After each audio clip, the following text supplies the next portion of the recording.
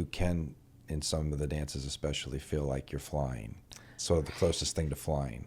But you're always chasing that dragon, man, right? Like you're always looking for the next. Well, you're always looking for sort of a smoother ride, a smoother flight. Mm-hmm. And, but, even within that chase, you can catch flights that are just like, wow, that really felt good. That felt like butter.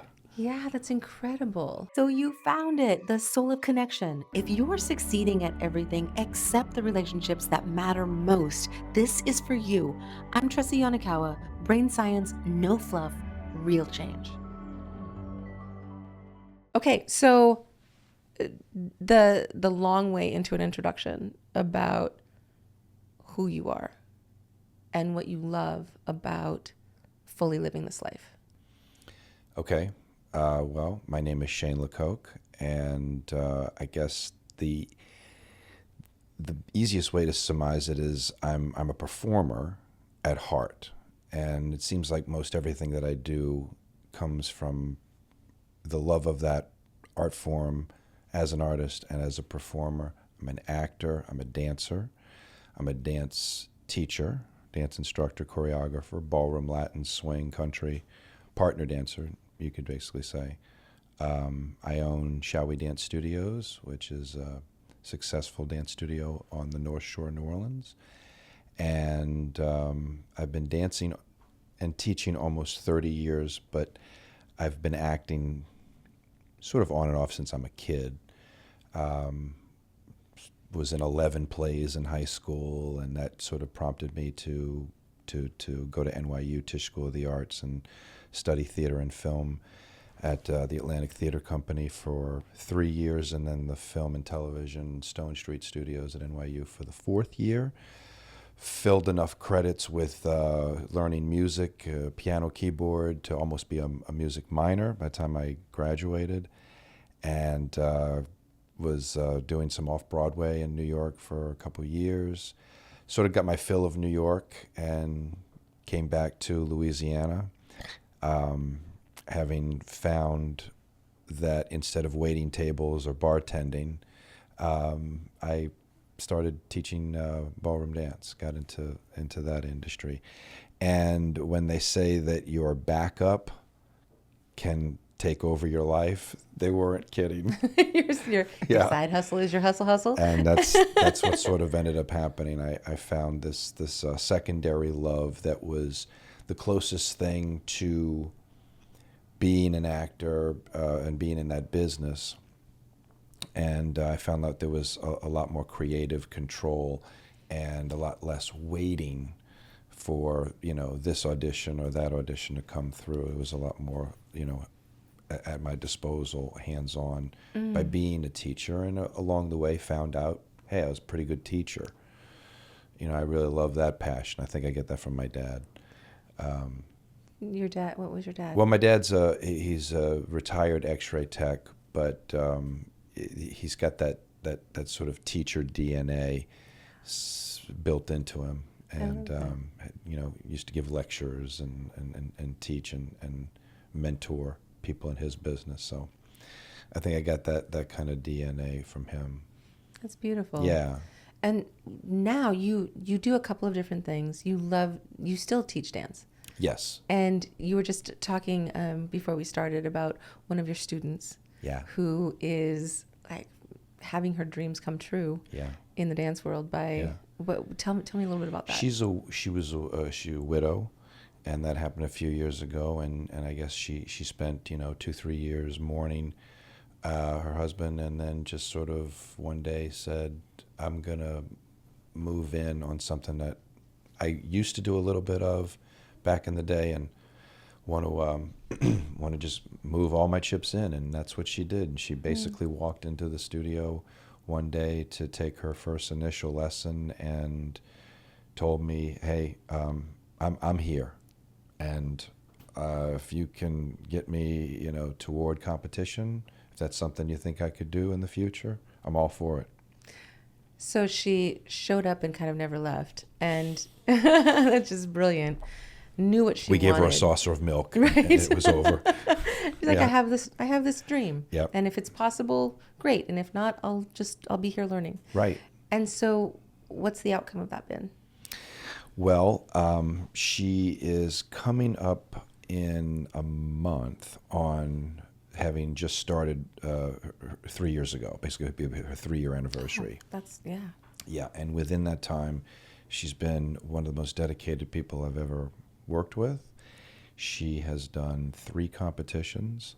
Her very first competition, she got out there and was against someone who had been doing it 6-7 years already and who does a lot more events during the year and was much more experienced than my student Nanette was, and she went toe to toe with her.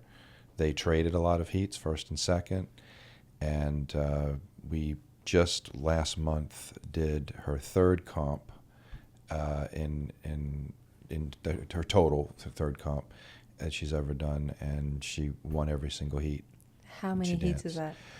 Officially, it was 60 entries, but we danced 92 times. Oh my goodness. Yeah. Now you say we, so you are her instructor and then you're also her dance partner. Correct. Correct. And so tell me about that experience as instructor and also dance partner. Like, is there a difference in that? Well, is there a shift? It's kind of all wrapped up. And when you do pro-am, it's what you're seeing in the studios around the country where you have a male teacher teaching a female student or a female teacher teaching a male student, and their dancing is now being put, on display for marks, to see how they do. And so I am teaching her, but at the same time, I have to jump in there and just dance her. I love that. So having a student who reaches that status so quickly, does that up your cred, like your street cred? Is that... I guess so. Yeah, it does. It does. Yeah. And so how does that help you? Like, what is the marketing machine of dance? The word spreads, I suppose, that and then like I have a colleague in New York who is just a really hot tamale right now, teaching a bunch of lessons a week with a bunch of different ladies of all different ages, and and always does splendidly, wins a lot. And so the word about that, if you go with this person, they could elevate your dancing to that status as well for people who are looking to sort of have a life on stage without it being formally in a play or On a mic. in a film or on a mic. Yeah. Yeah, it's not everyone's bag, but to be a star for a moment, or to just have a beautiful challenge. I mean, the dancing is a sort of like a crossword puzzle that goes into every direction to infinity. And, like golf or chess, like there's no end to it. And so that's a real blessing. Yeah. On many levels, as someone who participates and who enjoys it, Yep. as someone who teaches it, as someone who owns a company based on that. Yeah, Yeah. you want people to never have an end point. Right. Brilliant. Right. There's no like there. Right. There is a there in that it can feel amazing. You can, in some of the dances especially, feel like you're flying.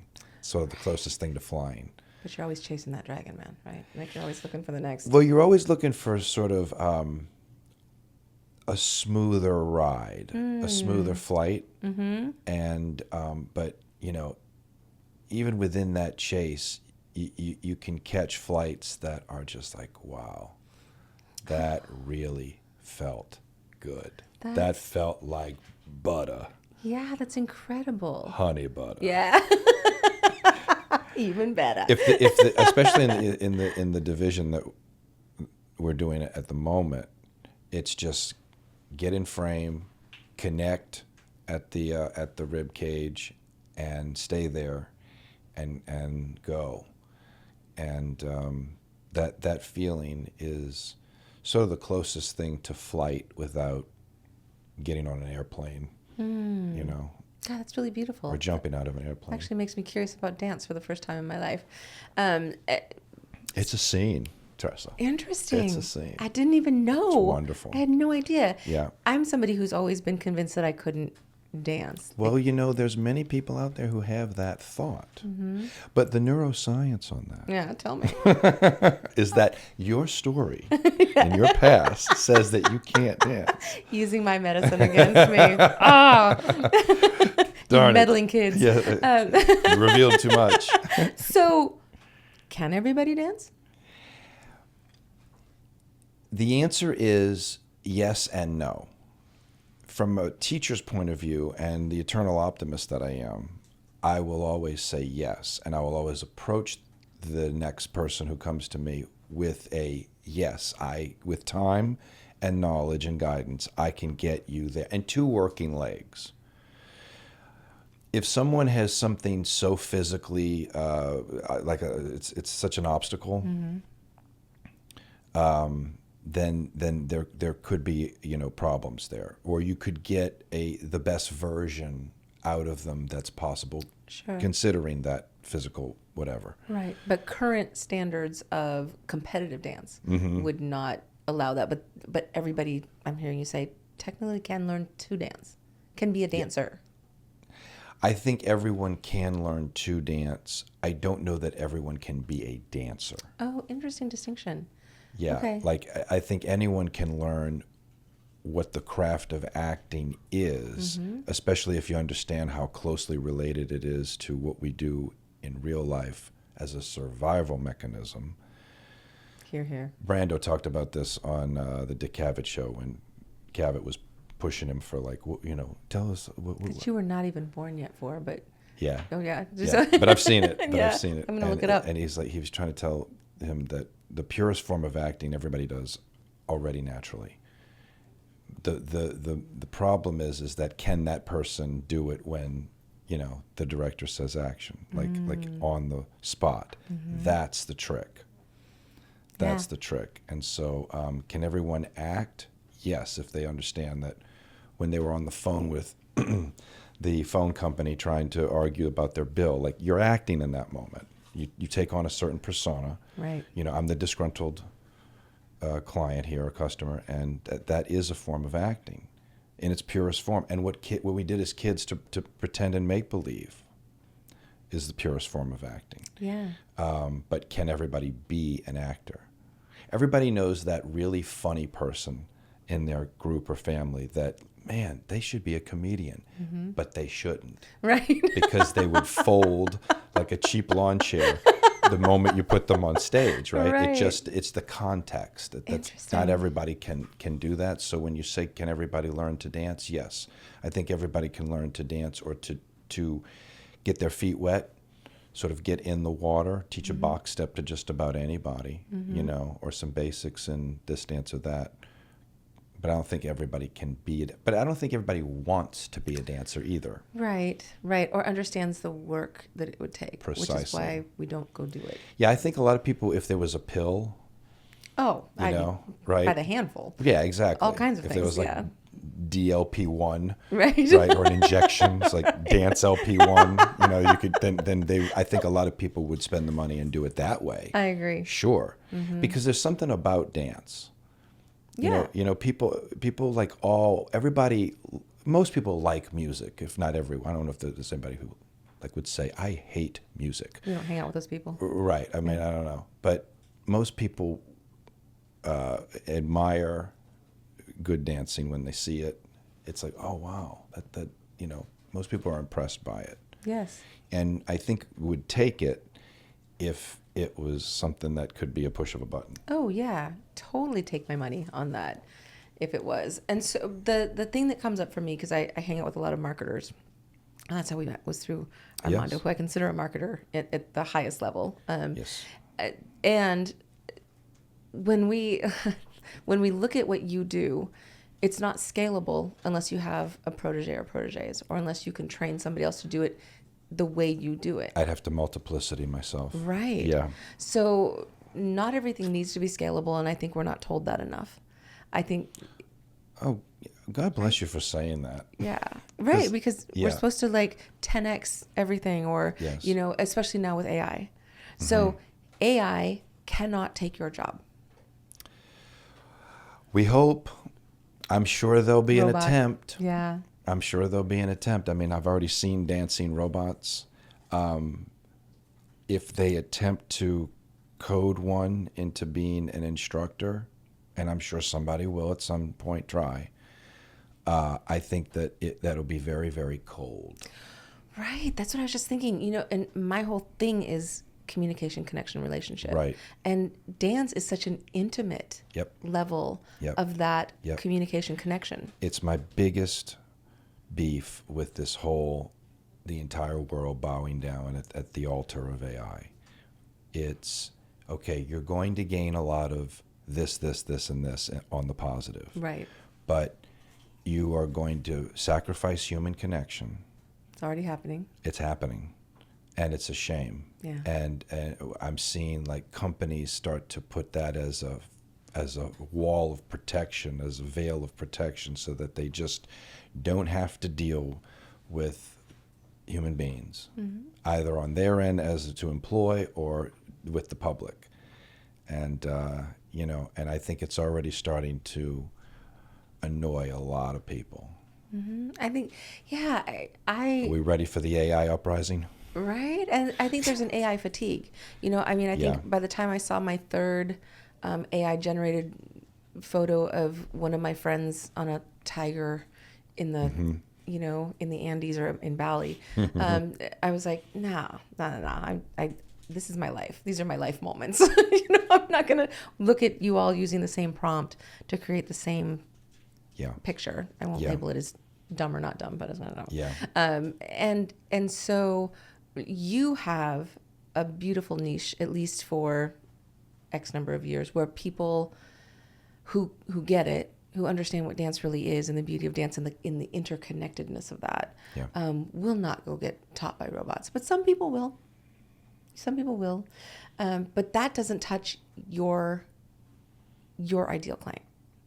Right? No. Your ideal client is not going to go buy a robot to learn how to dance. Not my ideal client, no. Right. They could go do that if they wanted to, I suppose. But professional teachers know that you cannot learn. The simplest way is to say you can't learn from a video. There are these videos both on YouTube and ones that are for sale that attempt to teach dance through video. And it's my experience that you cannot do that. Eventually, that person who tries to do that comes to someone like me and says, yeah, I tried blah, blah, blah program or these YouTube videos, and I couldn't get it. You know, I was confused, and it's like, yeah, it's because it's still supposed to be a human, you know, teaching another human activity. Yeah. And ballroom dance, just by itself, there's a tradition there, and I think it should stay with that tradition. Yeah, I totally agree. The intimacy, and I think that's the correct word. Would you agree for dance? Yeah. Okay. It's an intimate relationship that also has very rigid boundaries around it. Yes. So, which helps people feel safe. Right. It like in the case of clients, there's an intimacy without familiarity. Oh, important distinction. Now, not everyone knows how to walk that line. You know what I mean? Oh, totally. And, gosh, I saw somebody say this the other day. I can't remember who it was. She was so right on. She was talking about, I don't want people that I hire coming to work bringing their authentic self. Everybody's about bring your authentic self. I don't want your authentic self. Your authentic self is messy and unprofessional. I want your professional self. And that's gotten lost because I think people think that they're supposed to just be everything they are in the workplace. And that can cross professional lines. Yeah. And so in the same regard that I think people often don't understand the distinction between the two, because it can be a thin line, there needs to be an intimacy without familiarity when we're talking about a student teacher or even just two people who are getting together to dance a dance just for the sake of dancing. The Argentine tango community have milongas where they get together and everybody tangos with each other. And that's a very intimate dance. It is. It's they say it's like having a private moment in public. 40 couples out there all having they're all in their own little bubble, but there's 40 bubbles on the floor together. Yeah. Right? And most of the relationships there are platonic or perhaps total strangers, but they are, trusting each other to have that intimate tango conversation, but not necessarily hook up afterwards or, completely lose themselves with familiarity. So that's, but Yeah. it can be a tough, very thin line to realize, and it took me a long, long time to understand where that line actually is. Right. And I think it's probably closer. I mean, there's probably less room for that familiarity. And I'm sure that line has been crossed a million times because it's very seductive. Yes. And The lines get blurry. the lines can get really blurry Yeah. because you have feelings. Right. And those feelings are real. Yes. And it can be, the cascading brain chemicals, all of those things. The dancing absolutely,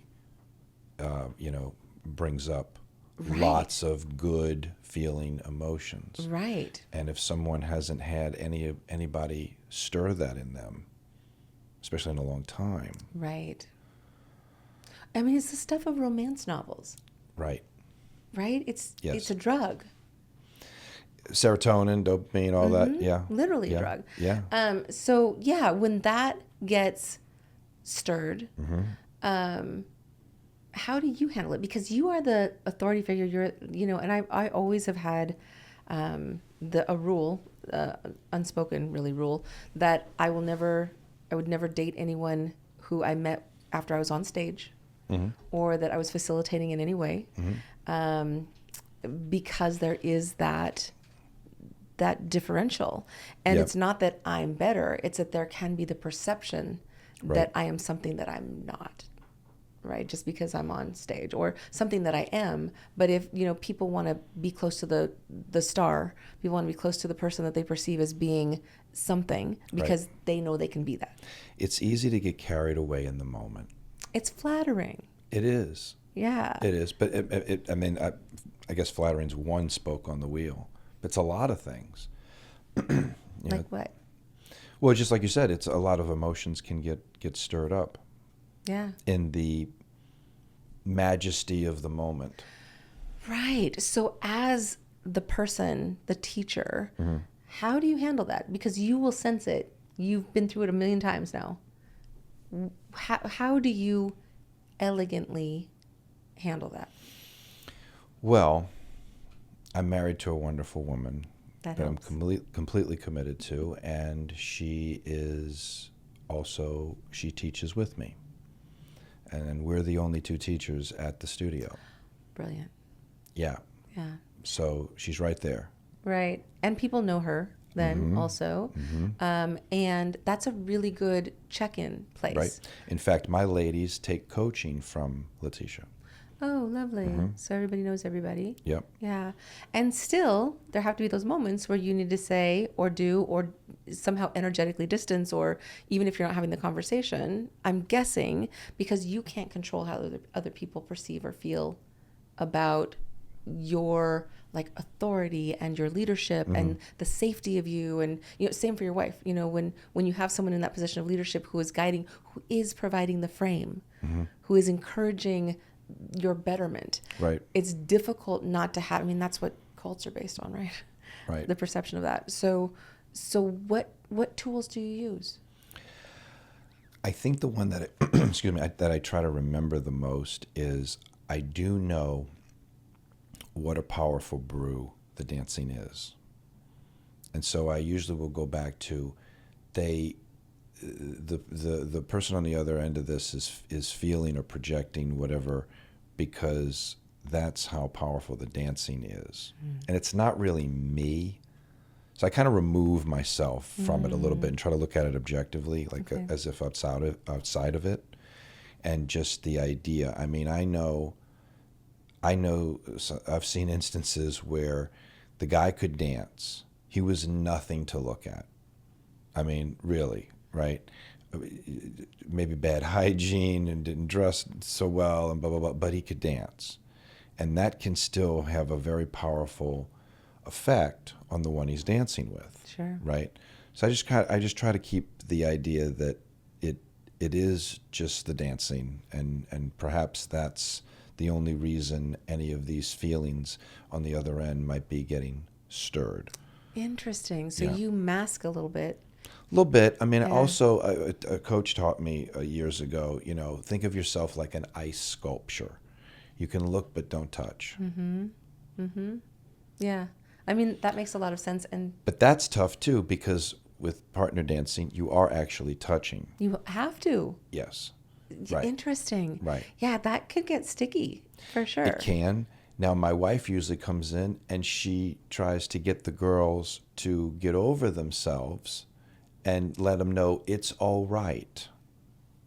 You're not going to make me jealous, or you're not going to upset the wife or whatever. Like she's very good at that. Yeah. She wants to see the people that I'm dancing with, if we're portraying a certain dance like the rumba or whatever, that we're honoring that in performance. Again, it can blur the lines. It's Right. tough. If it's when the make-believe becomes so real That you can't believe it's make believe. that you can't believe it's make-believe anymore. Yeah. That's right. Yeah, that happens. That happens in all kinds of relationships. That happens Right. in romantic relationships too, where we Right. we think because you walked in the door at the time I was making a wish for somebody that you're the one, and then we can project a lot of things, and and I can make you what crockpot dinners or whatever, bring you hamburgers and french fries that you love, and make you believe that you are being so taken care of too, that how could you not feel the same way that I do, and that's all the same brain chemicals. Right. It's just that in a longer term relationship you have more time for that to wear off, because you're also seeing the person when they're not performing, and you really are, as a teacher, performing. Yeah, and that's the other thing. It's like, well, if one of the ladies that I'm teaching or whatever is gonna fall in love with me or have feelings that way, Totally. it's for what you just said. It's again, it's like they don't know the real me per se. They know the performative me, or they know the dance teacher me, or the choreographer me, or the teacher me. Yeah, it's a projection. Yeah. But it's also true, because you are a really good human being, and Thank you. so there is also truth, which can also be confusing. And I love your wife's framing of it's okay because this is what the dance requires. And so she Right. puts that frame on it Yep. that is pretty airtight. Yeah. This is what the dance requires. Right. And I think that kind of, when we use that kind of language, it's not, and you're wrong for feeling this way, or how dare you. It's within this framework of performance. Yes. That Yes. that you need that in order to win. And also, I've been doing it a long time, and I think just as I've gotten older and been in the business for as long, there's a callous, I think, that develops there. Interesting way to There's, say you know it. what I mean? Yeah. That it's just like, I'm just sort of, it's another day at the mill. Right. And an entanglement is too messy and Oh, yeah. Well, an actual right. one, yes, Yeah. of course. Yeah, Of course. And how To take that energy, that's all it is, Yeah. and It put is. that into the dancing Yes. And win. and win. Right? And That is and feel a really great dance. Yeah, and fly. And not necessarily, I mean, yes, in competition, fine. Competitive dancing is like 1% of our studio. Oh. It's just not the biggest priority, particularly here. People want a social dance here, comfortably social dance. 25-30% of what we do is the bride and groom for the first dance. Oh my gosh, really? I Yeah. never would have thought about that. Yeah, that's like 30% of our business. Interesting. And I love that it is. To this day, I still love working. I've got 3 of them now. Still love working with wedding couples. Oh, that's so sweet that they come Yeah. do that. Yeah. So they can pull it off. That's right. And some of them, they'll just do that dance and that's it. But some of them will actually they'll do it long enough that it's like, we should do this after the wedding. Oh, Yeah. I love that. Yeah. And it becomes their date night. Yeah, that's really cool. Yeah. Yeah, that's really sweet. Yeah. So how did you meet your wife? I'm always curious about relationships. Oh my goodness. How much time do you have? All the time. Through the dance business, many, many moons ago. Yes. And Oh, we're going to go further? She's not here to speak for herself. She was with someone else at the time, and our paths crossed. What ended up happening was we crossed paths, sort of many times over the years. And there was a piqued interest, but yet there was the compartmentalization of other relationship. Looking back on it, neither one of us thought that there was necessarily. Neither one of us consciously caught that there was anything there then, even though, I definitely was like, wow, she's beautiful, but she's taken. And so that was that. Yeah. You know what I mean? And apparently she noticed me in the few interactions that we had. She was always lovely to me. She was always nice. And through a lot of different events that went down, I won't go into, we eventually, when she got divorced and she was single, and I did my best to get back on her radar. on her dance card, as it were. Yep.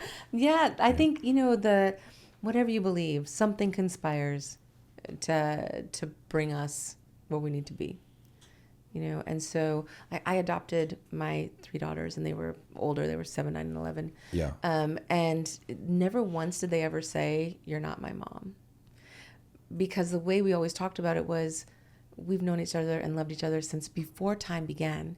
Wow. It just took us a little longer Yeah. to get to the place where we could be together. Yeah. And I think that's true of a lot of different relationships, like yours as well. You didn't meet in high school and, do the thing forever and ever, but eventually you found your way, and you keep crossing paths. Yeah. Yeah. Yeah, that's really lovely. Now I had it, what's interesting is I had the same words of every so many years crossing paths with someone else. Yeah. Who was just never interested. Mm. And I always was. And you always were, yeah. Yeah, since 3rd grade. Oh, wow. It was that was the first time we met, was in school, and I had a thing for her then, and then different schools, and then 5 years would go by, and then same school again, and then, I kind of still like her, and Yeah. and several times, even college, and nothing. Yeah, interesting. Nothing. Just the one that never was. But it was interesting because I had a sense that we keep intersecting, that maybe this is cosmic. Right. But it was just never there for her. And that's so interesting. Did you ever have a discussion with her about that? Mm-hmm.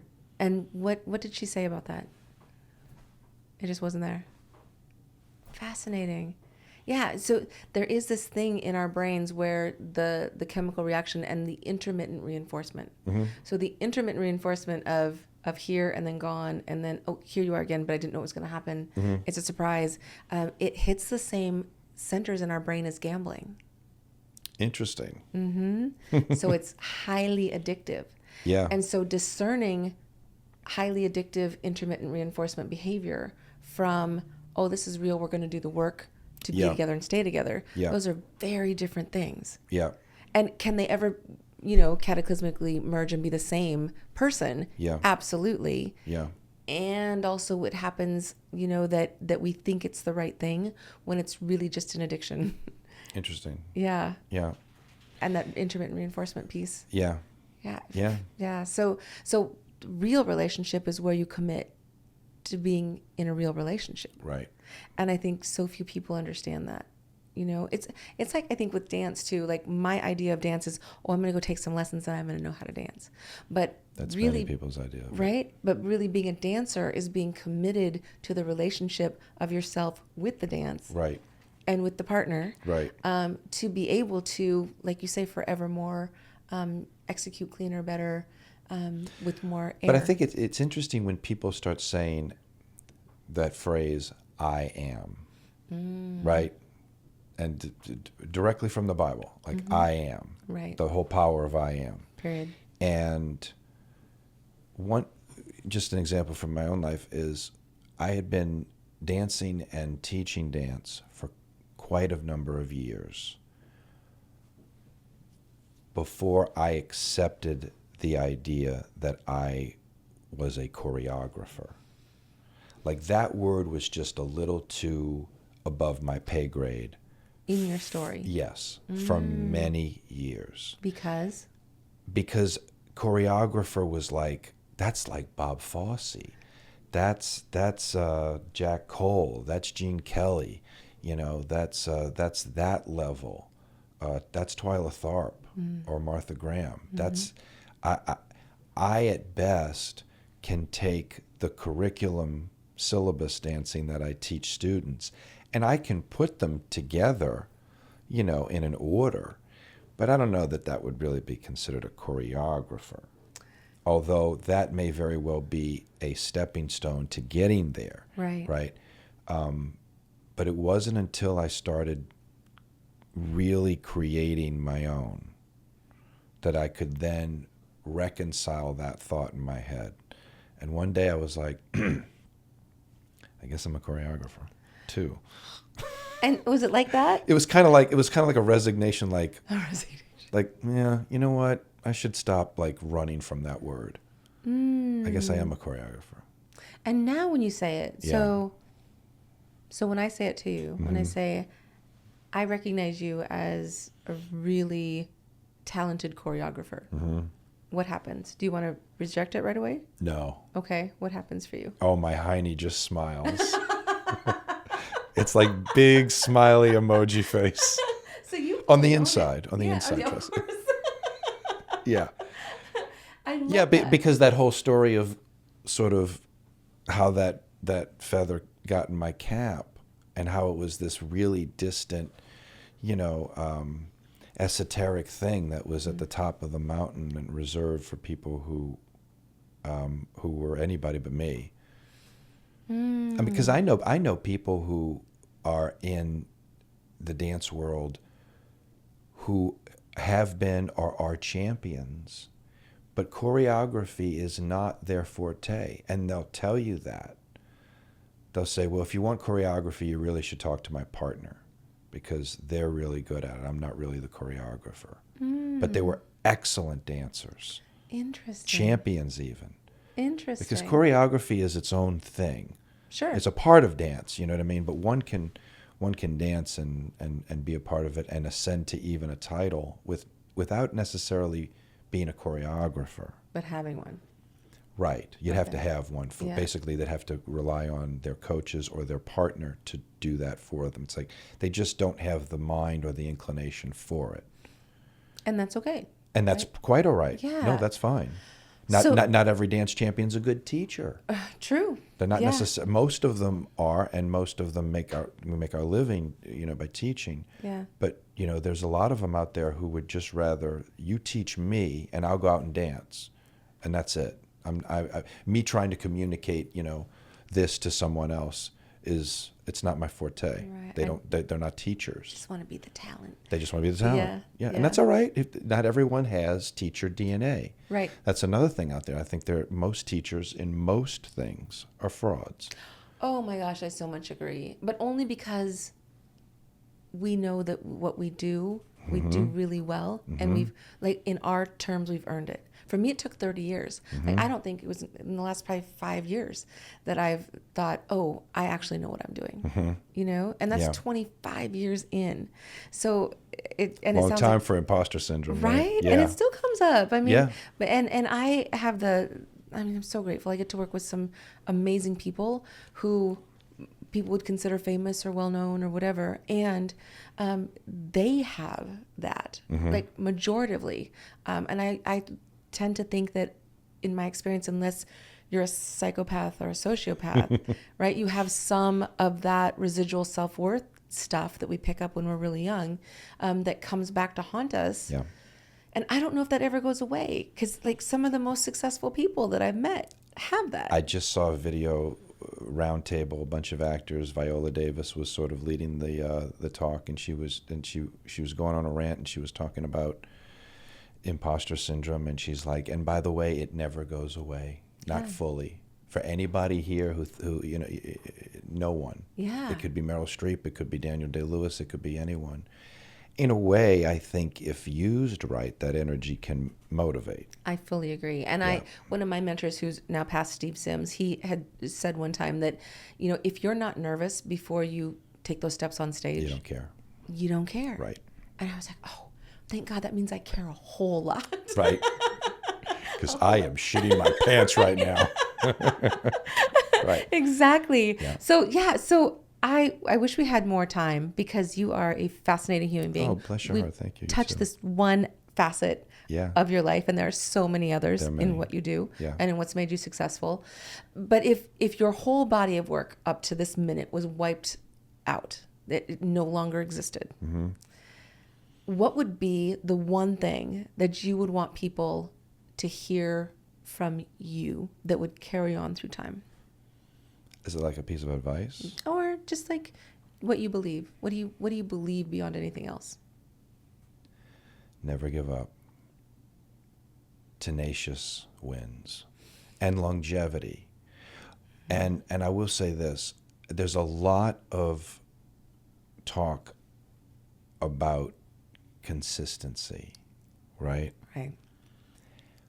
But what if you're consistently all go, go, go? The person can easily burn out, right? I think sustainability is a higher virtue because it's not a sprint. Yeah. It's not even a marathon. It's a marathon every day. Yeah. Success is not owned, it's rented, and the rent's due every day. All those little sayings are true, right? And the world will find 30 different ways to knock you down, right? You just have to be able to be willing to get up and do it again. I think there's a certain amount of reward that happens in life from continuing to the lion's the king of the jungle, right? Not because he doesn't get his ass kicked. He gets his ass kicked all the time. He's the king of the jungle because every time he gets his ass kicked, he gets right back up, comes right back at you. And you know, there's a certain amount of tenacity, I think, resilience, tenaciousness that is required if the person wants to see tangible results. If you're not into that, then, you know, by all means, stay on the couch, play video games, whatever, right? But if someone is wanting to really, like, it's the work you put in. Yeah. I have a theory that it's fear and not laziness that keeps us from doing the thing. And similarly, you know, changing the semantics for more powerful, viable action. I don't really use vulnerability anymore. I use presence. Okay. Because it's not, I don't need to be vulnerable with you. I need to be fully present. And then we can... Even if you're vulnerable, even if your presence is vulnerable. Absolutely. Yeah. Because then we can have clarity. Sure. Instead of me being afraid that my vulnerability is going to scare you or you're going to take advantage of that. I always try to remind people that the opposite of fear is love, because the opposite of love is not hate. Right. It's fear, right? And so if someone's experiencing fear, I would first of all just acknowledge, okay, I'm afraid, and that's all right. And that's all right. It's just energy. Yeah. Right?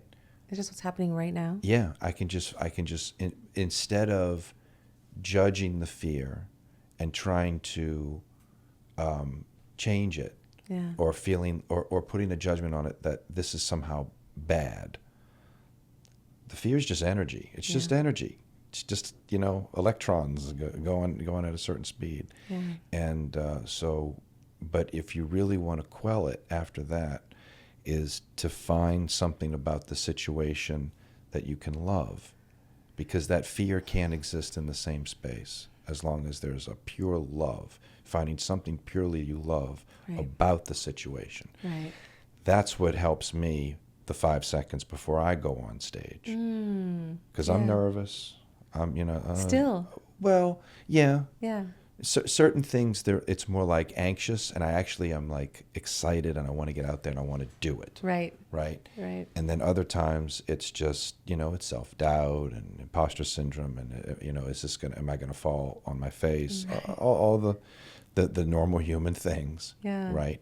But then I try to remember like what I really loved about getting to this moment, Beautiful what got tool. me here. Yeah. You know, and then just trying to be really present. And then any of that fear and the worry just seems to melt. And then you can do the thing. You can do the thing. Yeah. You're free to get in the flow state and do your thing. I love that tool. Yeah. Thank you so much. Where can people find you, and who should look for you right now?